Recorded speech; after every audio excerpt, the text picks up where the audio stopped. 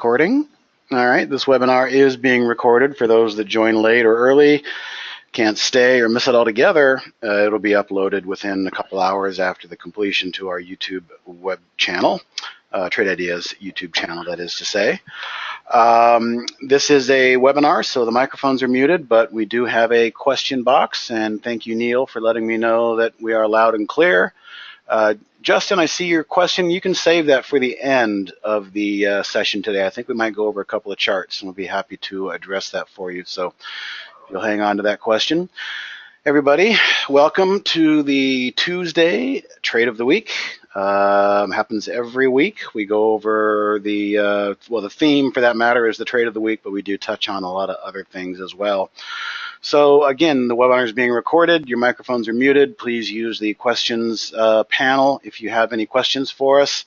We'll do our best to try and keep up. Otherwise, maybe save them more towards the end as we run towards the end of our agenda.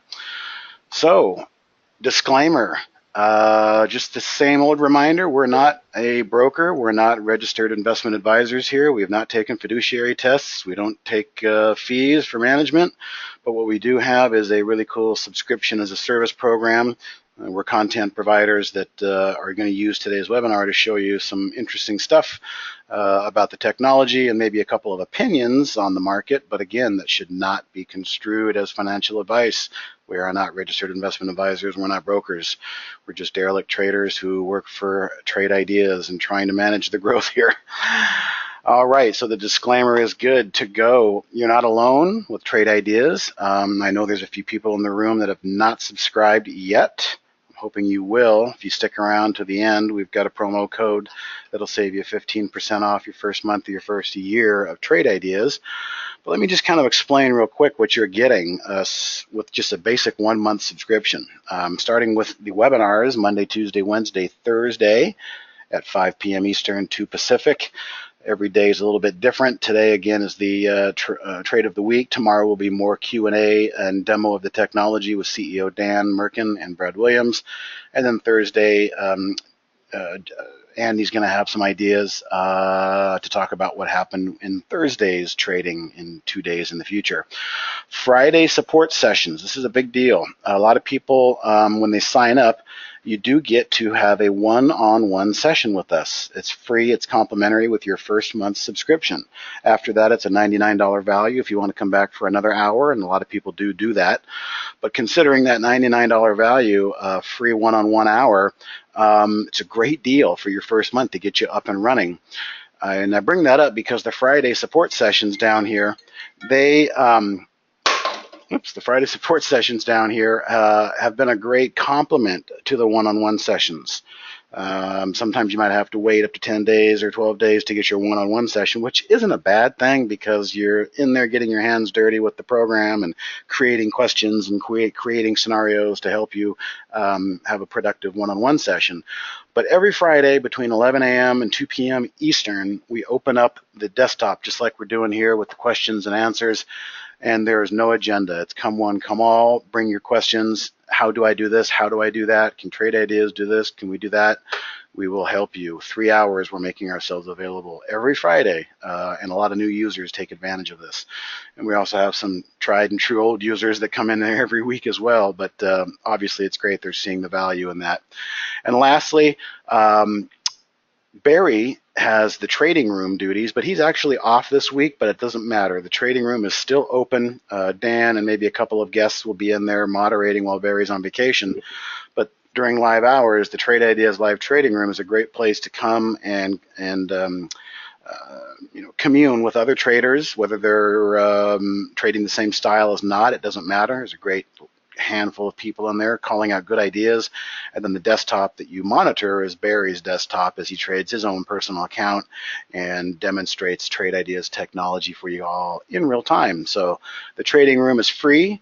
You don't have to be a subscriber to Trade Ideas. You don't have to come in and pay any money. So free is a great price, and we have hundreds, I did say hundreds of people that come into this room every day for whatever reason they want. Trading ideas, learn about the software, see what other traders are looking at. But all of these things together on this slide are a wonderful reason why a first month at Trade Ideas using a 15% promo code can really get your money's worth and help steepen your learning curve. So you're not alone with Trade Ideas. We really pride ourselves on the concierge and onboarding, and that translates into this slide of subscriber growth. And this is why I came on board here. This is why Andy came on board about here, and our newest member, Sean McLaughlin, formerly of StockTwits, came on board right around here.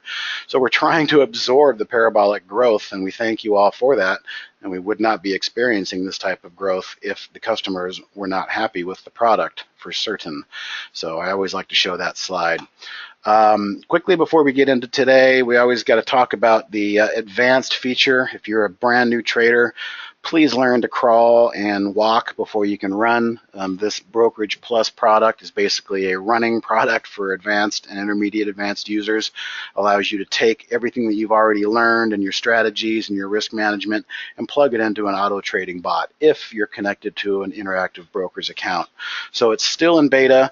At some point, it's going to come out of beta and have a one-time annual license fee. But for now, if you're interested, and again, if you're a newer trader, I would not be recommending this. But if you're an intermediate to advanced trader and you're using Trade Ideas and you're comfortable with it, and you want to take it to the next level, Brokerage Plus is coming around the corner. For more information, you can get it at trade-ideas.com/download. All right, I don't think I'm ever going to take this slide out because it just continues to be worth repeating that man and machine combined is the strongest tool that we have in the markets. And this is according to Paul Tudor Jones, a quote directly from him. If you don't know who he is, look him up. He's the real deal. No man is better than a machine, and no machine is better than a man with a machine. And that's what we're doing. We are a human with a machine, and we're going to try and continually help people make sense of the data fire hose that the market is and simplify things and help you guys slow things down and create your own methods. The agenda for today was we'll talk about the market cap. And for those that tuned in yesterday, I thought it was worth probably repeating what I said yesterday. So I'll do that today in the vein of, I was wrong being bearish a couple weeks ago. And I'll explain why and what my thinking was and some other ideas related to that, and we'll take a look at the markets and where they are currently. The Holly recap and observations, a very quiet day, and so we've got some thoughts about Holly in the aggregate form today. Trade of the week recaps. There's a few weeks we're going to go ahead and go over, kind of catch up on a couple things, and maybe even talk about some risk management for open positions if people are interested. I've got a quick little 5-minute demonstration for our top lists. There's some configuration cheats or some workarounds in there that people may not be aware of. I always try to maybe bring in a little bit of content that pertains to the software platform that I'm assuming that people may not have been aware of. So hopefully some people will find this bit of content interesting and of value. And then, like I said as well, Justin, at the end, we'll try and save 5, 6, 7 minutes for some Q&A, maybe primarily look at some charts and break them down, run them through our eyeballs. And it always helps if you guys let us know if you're in it, if you're not, if you're long, if you're short, if you're on the sidelines. That always helps as well. So there's the agenda for September 12th. Before I go into market recap, I want to highlight something again. And if you were with us in yesterday's webinar, Jamie Hodge has got a great tool that he uses inside of Trade Ideas. He's basically taking what we call a compare count window, and he's splicing them up into 4 different quadrants of market capitalization. Over here is stocks below 2 billion, stocks above 2 billion, stocks above 4 billion, and stocks above 5.5 billion. So over here on the right, these two, what Jamie does is he looks 20 minutes into the market open after the bell to try and see, is there a tell? Is there some sort of a sign at the poker table of what the institutional guys are doing? Do they have a lot of stock to buy? Do they have a lot of stock to sell? And usually in the first 20 minutes, we can kind of get an inkling of what might happen. Now, if you were with us yesterday, you saw a tremendous example that Jamie gave. The compare count windows were basically at a bias in the mid-cap and large-cap stocks 20 minutes after the open, the green portion was, I think, 63, 64%. That is a huge, huge reading. Anything above 56, 57% can typically be kind of a tip-off as to how the day might go. Well, today was the exact opposite, or maybe not so much opposite, but more just a nothing burger, for that, for lack of a better word. There was really no bias, 47 to 53 on this one, 48 to 52 on this one. So the day started with 20 minutes in, showing us no real hand was being tipped as to what the institutional guys were doing. Now, this is a scan, and I'm going to let you know I'm lazy. I don't have this scan because all I do is I just follow my good friend Jamie on QuantBot, and I wait for his 20-minute after the open compare count.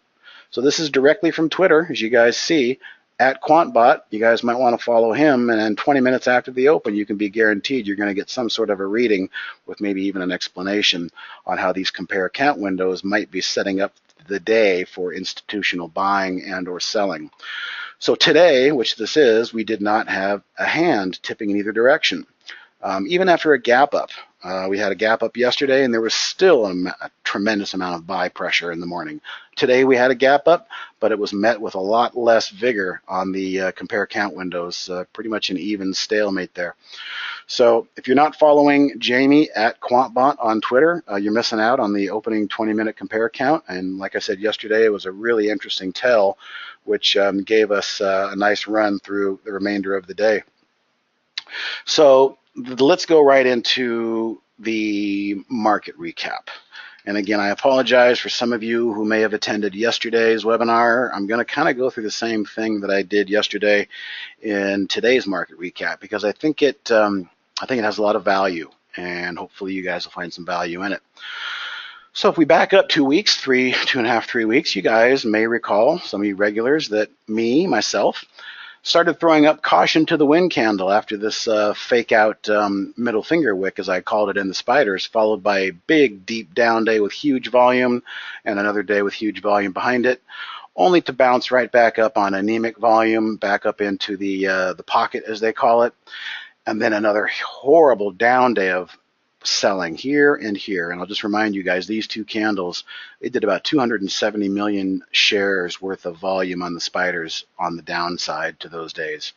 The following 2 days after that, popped right back up on 130 million. So basically down on 270 million and back up on 130.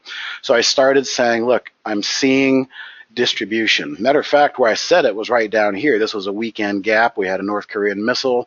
Futures were gapping down, and I went on Twitter and said, I am bearish. You know, I was giving hints of it, but once we had the weekend futures gap down, I got kind of sucked into it, and I said, I am bearish until further notice on Twitter, and went on record. Well, we got our low volume bounce again on Monday. Market didn't care about North Korea. Market didn't care about a hydrogen bomb. Back here, it didn't care about a nuclear bomb. So the point is, I'm trying to make my decisions, and I always have and I always will as a trader, based on the footprints in the sand. What is the technicals? What are the candles? What are the volumes? What are the patterns telling me and showing me? Well, back here, with all that data that we now have, at this point, we had two giant down volume bars. We broke a significant trend, and I am guilty of trying to go out on a limb and make an early call. And by doing that early call, I was wrong, because the only thing that really matters is price action in the end. And I had mentioned, I think this orange line right here, I said this is where I would throw in the hat and say I was wrong. And so it just took a couple days of low volume bounces up through that level, and I tweeted that I was in fact wrong and was back to a neutral stance. So what I wanted to touch on briefly here, again, is I'm not paying attention to what Bob Pisani thinks, or what Kramer thinks, or what Gartman thinks. I could give a rat's butt about what any of those people think. I don't care what CFOs say. I don't care what CEOs say. They're good at lying. I don't care what the guy with the tie on CNBC comes on to talk about his portfolio. I don't care what analysts think. Goldman analysts, JP Morgan analysts, their job is to mislead, as far as I'm concerned. They're not being paid by the traders. They're being paid by the big brokerage houses that would like them to spit out those types of scenarios every now and then. So I can't believe anything anybody says. I don't want to try and trust on what I think the Fed is going to do or what Kim Jong-un is going to do, because all that really matters in the end is what is the market doing? How is the market reacting? So the reason I bring that up is if you guys catch yourself trying to make directional decisions about being bearish or being bullish based on what's going on in geopolitical news, or, hey, this weekend Goldman came out and downgraded our third quarter GDP by 30%. Did the market care? No. Market said, who cares? We gap up on that news. So try not to read too much into the news, opinions, analysts, what have you. The only thing that matters, and this is my friend Brian Shannon at Alpha Trends, only price pays. Only price matters. And the footprints in the sand are the only thing that I really try to base my decisions on. So Steve was bearish back here, right there, admitted he was wrong right about here. And now the path of least resistance appears to be back to the upside. Doesn't matter what I think about the markets, or if I think it's stupid that the market's going higher. It doesn't matter. The market is going higher. All-time highs today in the S&P. Path of least resistance is now back up. Even though there was a mess here, this trend line was basically recaptured. So in the bigger picture of things, I was guilty of trying to be an early warning caller based on what I saw, but I'll leave you with this, and I said the same thing yesterday. There are two virtues that I believe are very important as a trader that I've tried to follow my whole life, and same with Andy. One, having an open mind. Having an open mind means admitting that I was wrong and publicly admitting it and moving on.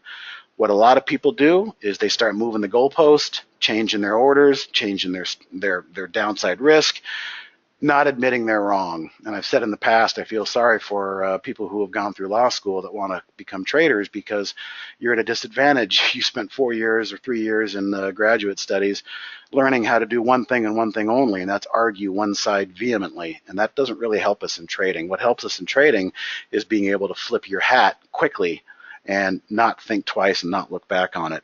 The other virtue of trading is patience.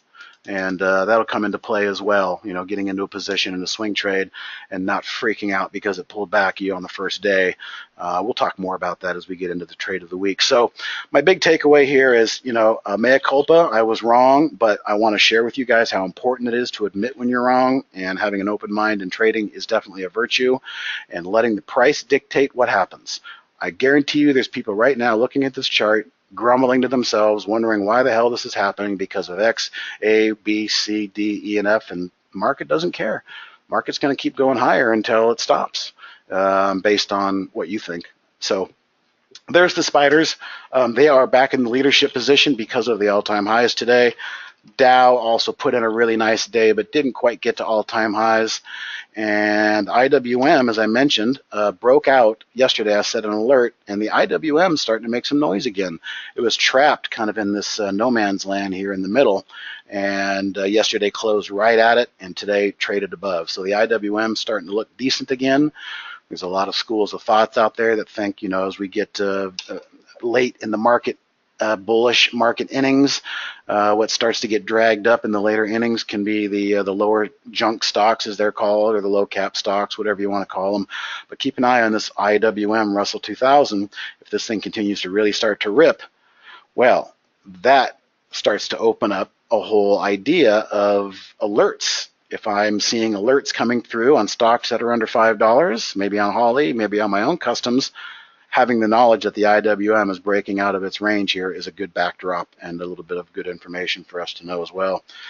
Lastly, the Qs, pretty good finish considering Apple today. Apple, big wide range bar, was excitement and then some disappointment towards the end, but we'll see how that works out. But the Qs, for the most part, nice finishing wick to the day, downside wick pushing back up.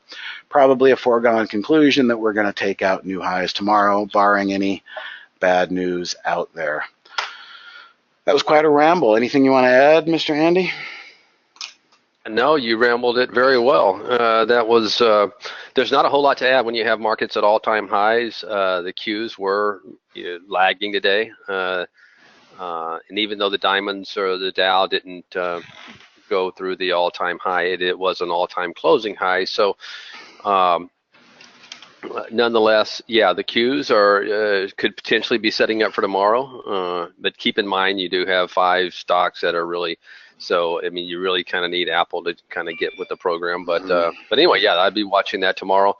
But no, Steve, I mean, hats off to you for admitting you're wrong, and I still believe there's some distribution going on. I mean, I wasn't making bearish down calls like you, but I was trying to it be just early. still feels, yeah, I don't know. It still feels to me like there's some distribution, but time will tell. Well, I mean, I hate to put it like this, but it's like, it's kind of like Alzheimer's. You don't really know how to call it distribution until the autopsy, until the market breaks. Exactly. So, Yeah. and there's another old wonderful saying in the markets. I wasn't wrong. I was just early. Well, that mentality right there is not having an open mind, like I was saying earlier. That's having a Hmm. closed mind. So the open mind says, okay, well, maybe we'll revisit this. But for now, shorts are off the table. Path of least resistance is up. Let's Hmm. look for where the next sector of the baton is going to be passed to, and maybe it's going to be the IWM small caps. Who knows? But that was a nice breakout today of the IWM.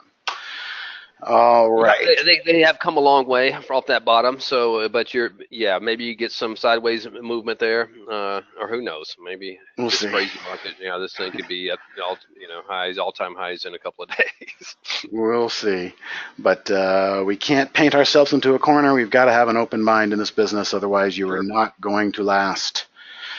Okay, good stuff. So let's move on. The next item on the agenda is Holly. I've got a couple of macro thoughts, and then if I miss anything, I'll turn it over to Andy. But yesterday, I'm going to again point to yesterday. If anybody was watching the AI, it was a poster child banner day of what risk on would mean for a market that's just trending higher all day long. And that's what we had yesterday. I think we were up a couple bucks even on risk on, but it was across the board, really nice performance. But today, a bit of a clunker. Now, a couple of observations. First thing in the mornings, I'm always paying attention as to what direction. So we had a long bias direction for trades, it looks like, in the first half hour that really didn't do much at all. Looking at this histogram on the risk off position and the risk on, either way, the AI never really found itself into profitability today from the get-go. It was basically behind the 8 ball in the red for the whole day. And for those that are scratching their head saying, what does Steve mean by risk off versus risk on? Just real quickly, common question. Risk off is the price or the total loss or gain of Holly getting out on the timed stop or an exit reason like a profit save, stop hit, target hit, reduce risk. The risk on column, that has to do with, okay, well, what would happen if we just stayed long or short, in this particular case down here, into the close, keeping the risk on the board and seeing if we can get some more upside, which is what definitely was the order of the day yesterday as we had a beautiful broad-based rally in the market moving higher. One thing I noticed here at 7:49, a short popped in. Let's just take a look at what the market was doing at 7:49 my time. This is Pacific time, mind you. Well, it looks like it's that candle right there, 7:45 Pacific Coast time. Let me zoom in a little bit.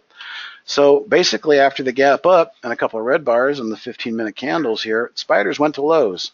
Holly picked up on that and said, downward dog just fired, CRZO. Going to take a shot on that. And essentially, it never really went anywhere. It went into the money for the moment and then just kind of bounced right back with the market. And eventually, it did hit the stop out. But in this particular case, downward dog was closed by Holly with the reduce risk parameter, which basically means the AI went lower as it was supposed to. The stock that the AI picked, went lower as it was supposed to, and then it bounced back up into the range. And then it had another green candle. And as you can see, right where this deep color shade ends, well, that is where the AI kicked it and said, reduce risk. The trade was working. Now it's not. And we're not going to stick around. The market's probably moving higher. We're not going to stick around to hold on for the stop out. So Holly gave us a reduced risk. And a lot of times it's an interesting strategy to it's an interesting risk management logic to pay attention to because a lot of times you might see exactly what we're seeing here. Didn't do what it was supposed to do. The market turned on a dime, and rather than wait for a complete stop out, let's just cut our losses early and move on. And so with one attempt on a short in the middle of the, actually hour and a half into the day or so, the market found its, the spiders found its groove, and just gyrated right back higher. So what happened after that? A couple more longs, and then let me just sort by the time of day here. At 9:58, which is almost 10 o'clock Pacific time, which is almost 1 o'clock East Coast time, we had 0 trades. So some of the things that I try to talk about with the AI is not to get too focused on every single individual trade. It's more the bigger picture. What is our canary in the coal mine telling us today? Well, it told us that after a few tries long, there was 0 profit in the first half hour of the morning. Wasn't working. AI tried a short. That didn't work. AI tried a couple more. Never got positive. AI basically sat on her hands at 10 o'clock Pacific, 1 o'clock Eastern for the rest of the day and said, nope, I'm not seeing it. And so these are the kinds of things in the bigger picture that I like to focus on, and we try to preach that that is a tremendous value that the AI has. Sure, the AI will spit out a bunch of trades, and a lot of these trades will work, but some of them won't. But on the whole today, it's been a pretty good run, but, AI, Holly, threw in a bit of a clunker today, and that is going to happen. There are going to be days when it's not working. I just want to remind everybody, though, if you want to try and keep track of those days, what you can do is go to our Trade Ideas website, and at the very bottom of the footer, you'll see blog. And I clicked into today's blog. Every single updated blog that we have is going to include a performance for the year. So green line, casino odds, moving higher, trajectory higher. Today is just one day. But again, the takeaway is that the AI was not seeing it. Go ahead, Andy. That is a risk-off performance. Yeah, that's risk-off performance. Not like the best of the both worlds. That's risk-off. Risk-off, yes. So again, for anybody who's looking to kind of keep up to date on that, the Trade Ideas blog is a great place for you to get that information. And this was today's blog, and it basically gives you a nice chart based on what the S&P is doing. So again, the AI wasn't seeing it today. And that is our canary in the coal mine. When the canary in the coal mine is sick and laying on its back at the bottom of the cage with 3 hours left to go in the day, got to kind of pay attention to that. So, and I wish I had had an unemotional robotic trader that only executed when things were statistically probable when I first started trading, but I didn't. But that's how we like to use the program, as well as some individual names, of course. But it comes down to the discretion of the trader. All right, how do I add, reduce,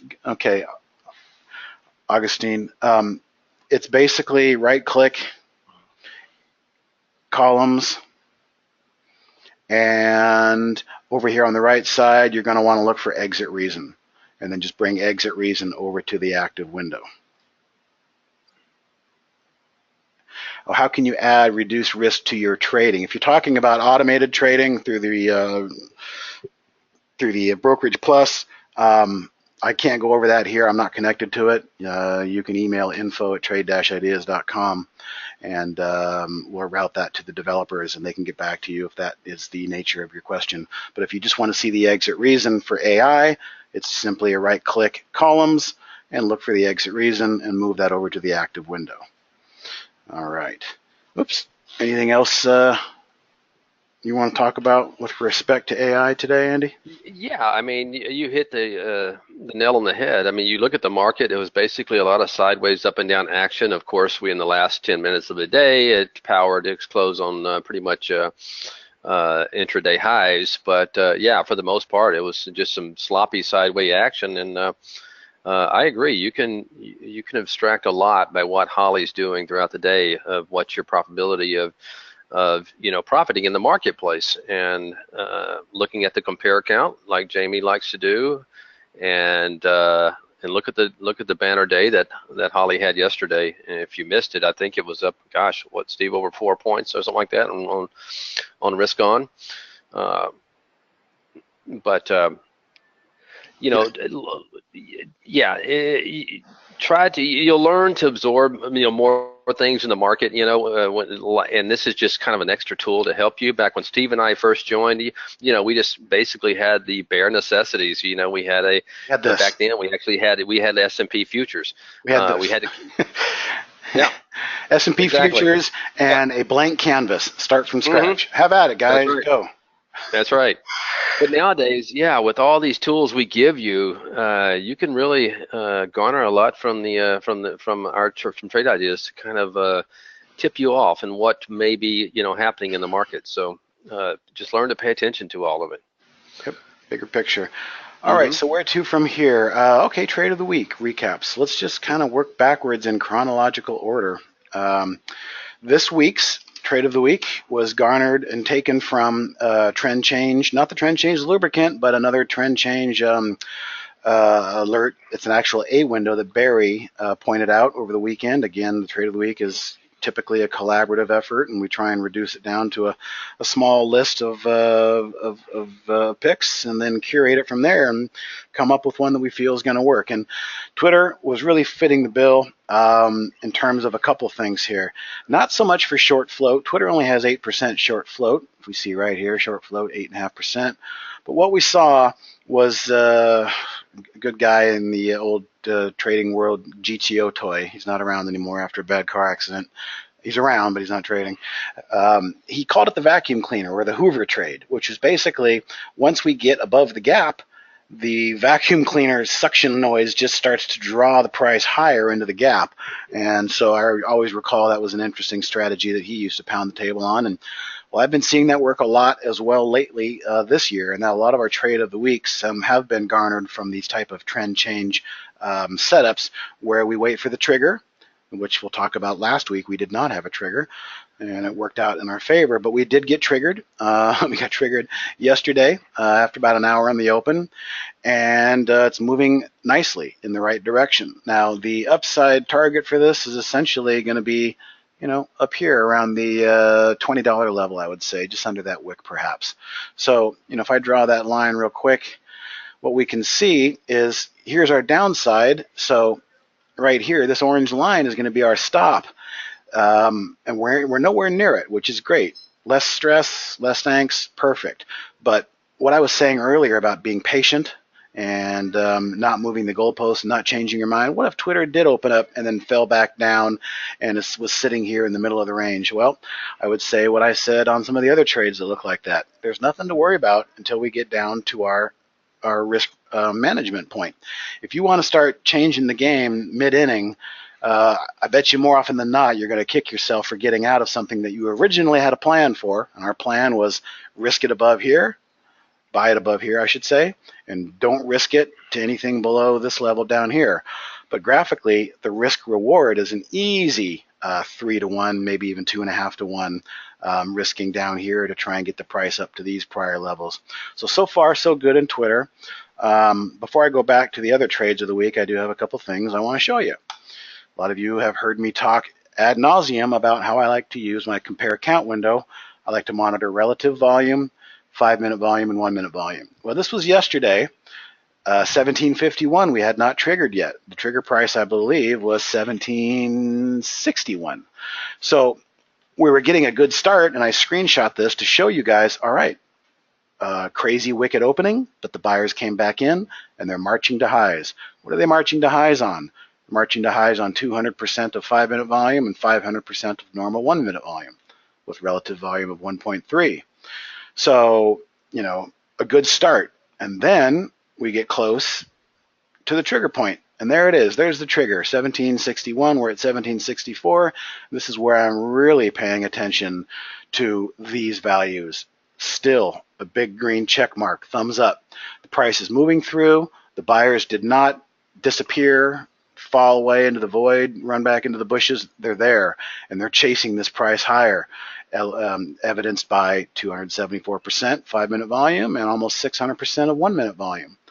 And as we continue to move through, I think this was also yesterday, as the stock did pull back and then built a high, nice base, moved back to new highs. Well, when a stock's making new highs, taking out old prior levels, these are the metrics that I want to see.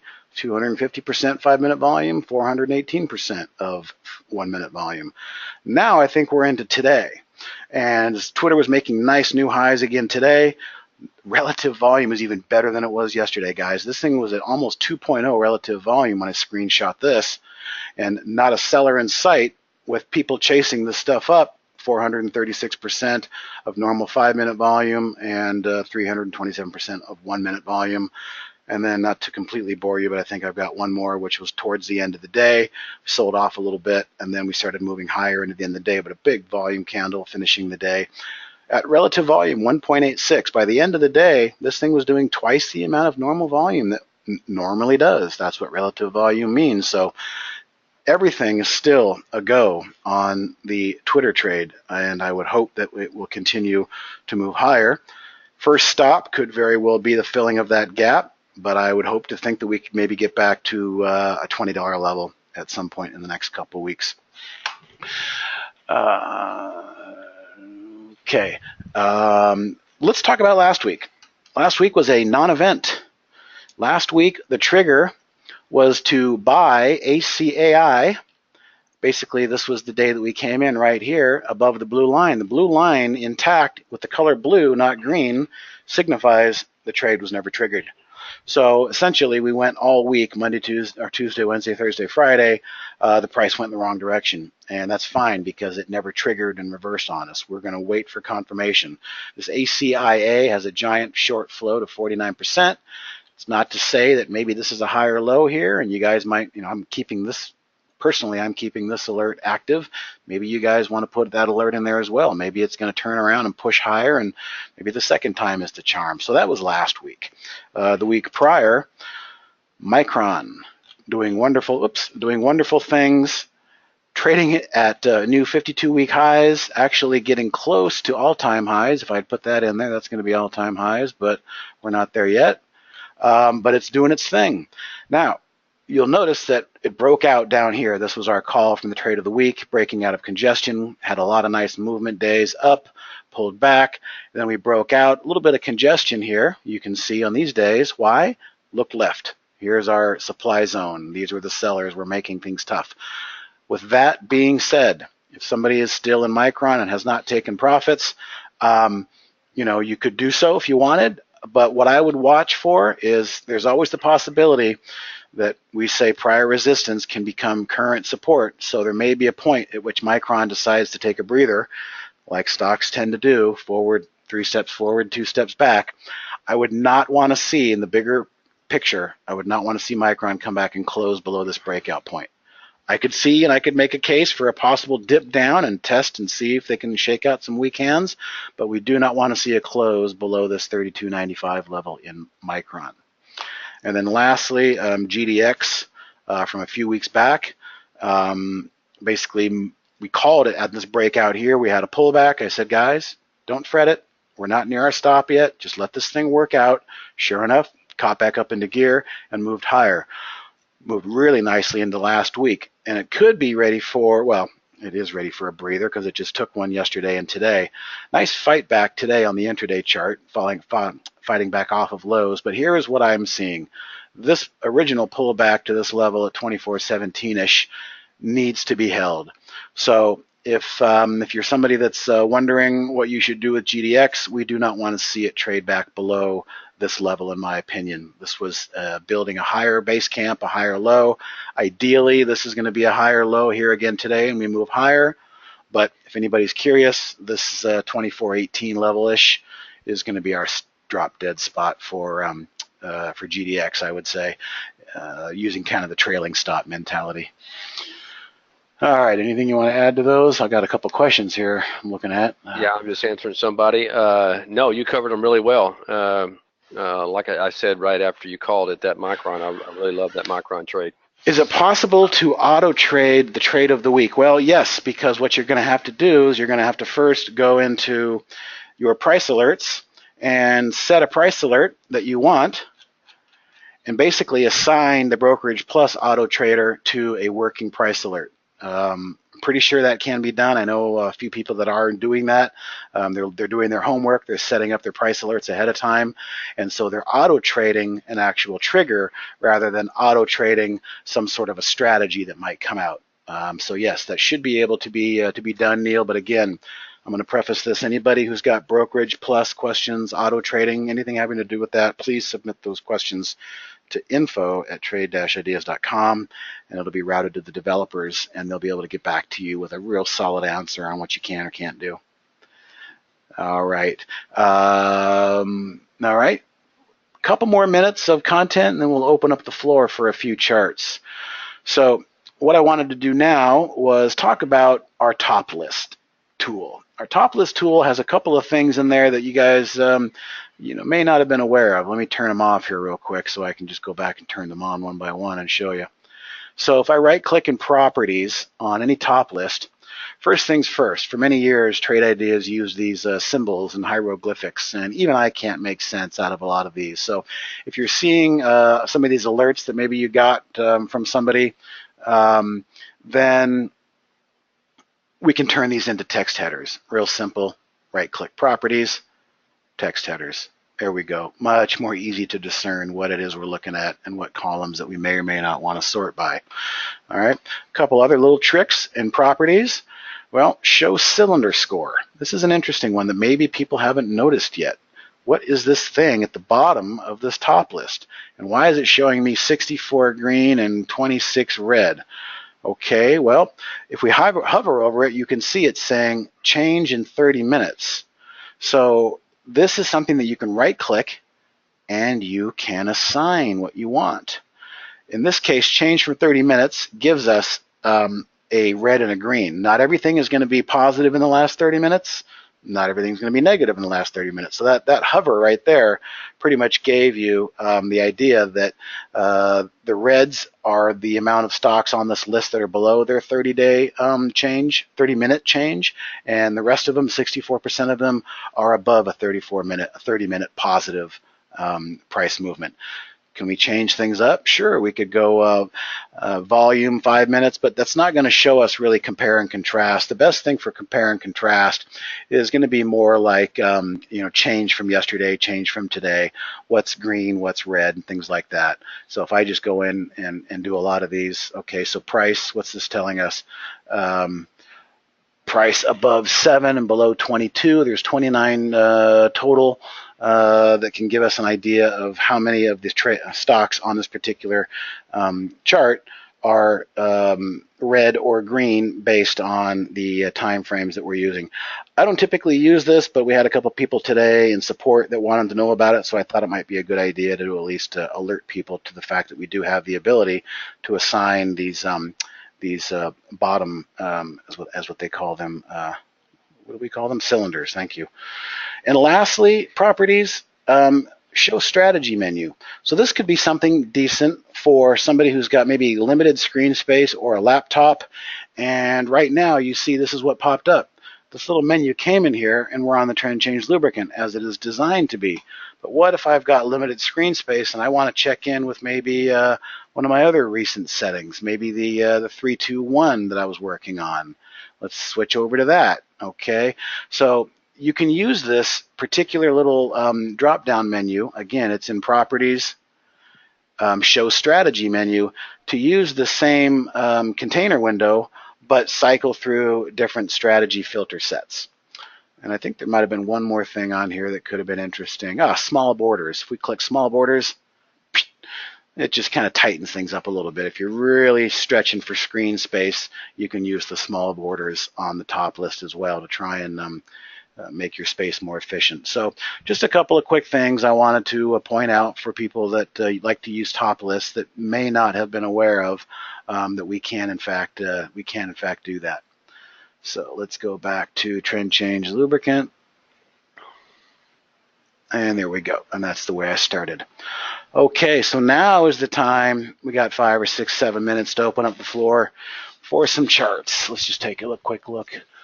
Okay.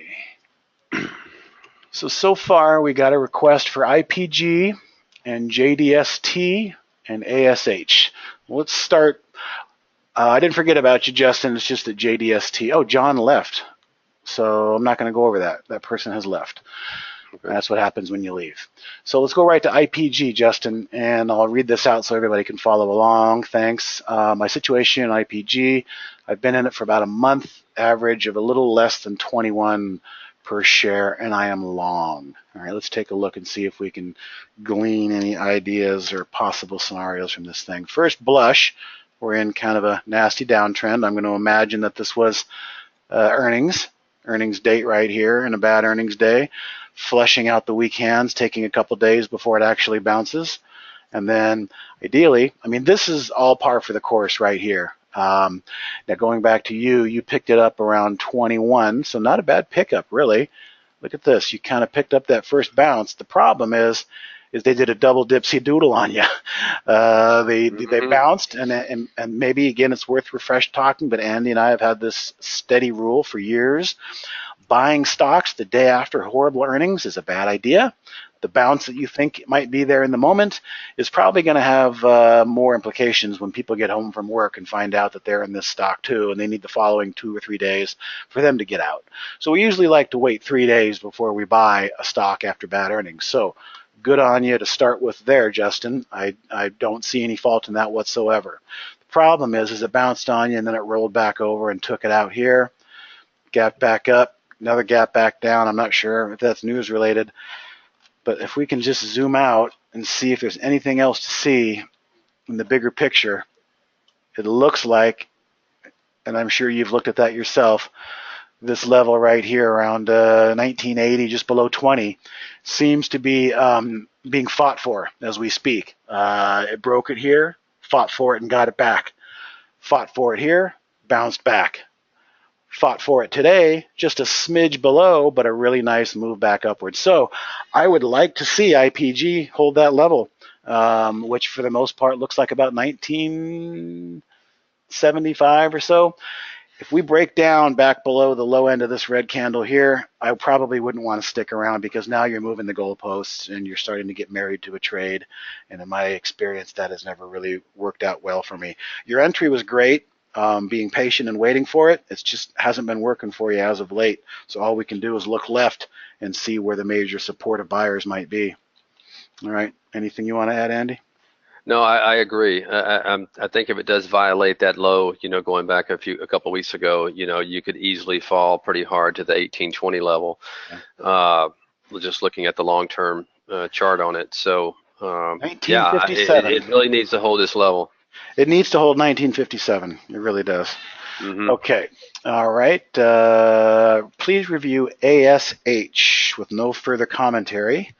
Well, so I don't know if you're long or out or thinking about getting in, but looks like I can't see an earnings date. Really nice push higher, and then kind of a slowdown, take a pause wick today. Well, we could look at this and say, is there any place that might make sense for maybe a pullback buy? One could probably look at that area right there. If this was a smaller, tighter range of a doji, we could basically say that we have a go, pause, go situation. A go, pause, go can be a nice green candle or a red candle, followed by a small, narrow range doji day. And then the third day picks the final direction and continues in the same direction generally. But this long topping tail doesn't actually make me think so much about that. It makes me think like it needs a couple days of rest. Bigger picture, it is uptrending. That's good. And we could probably even draw some sort of a trend line right here. Let's go ahead and do that. Trend line. Turn my crosshairs off so I can manipulate this thing.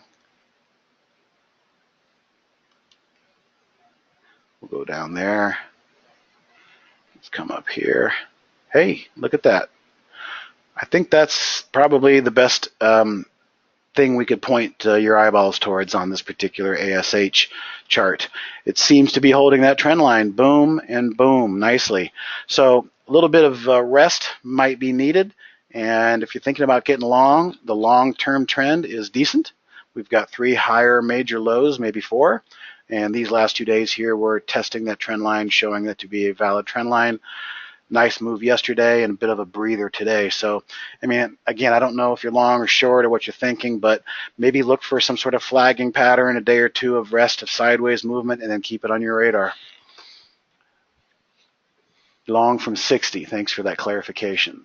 So, yeah, you got a good long down here right on the trend line. Mm-hmm. So Don't lose that trend line, Pedro.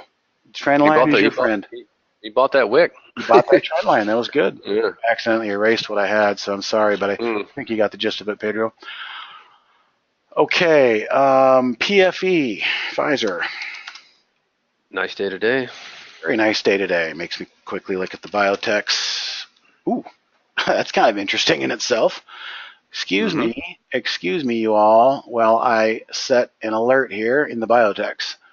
33672 is the high. 33673 is the alert. Biotech, IBB, breakout. You guys see how quickly I saw that congestion and liked it? It's just looking for a crack in the ceiling and a reason to get through, perhaps. Let's get back to Pfizer. Bigger picture, it's trying to make some higher lows. I see a nice wedge that it kind of broke out of. If you start here and come down, and then from the bottom down here up, basically looks like it broke out of that wedge. Is that kind of what you're seeing there, perhaps, Andy? Yeah. I Okay. liked it. It has a gap going back to. Let me pull up my screen. That's right there. Yeah, kind of around 3650 or 3630 area. 613 is a gap right there. So that could be an upside target for Pfizer. But what I think happened yesterday and today was the notion that the wedge was being broken. Downside wedge coming from here, upside wedge, and the downside coming up from the bottom. So a nice wedge break in the bigger long-term picture, and I agree with Andy.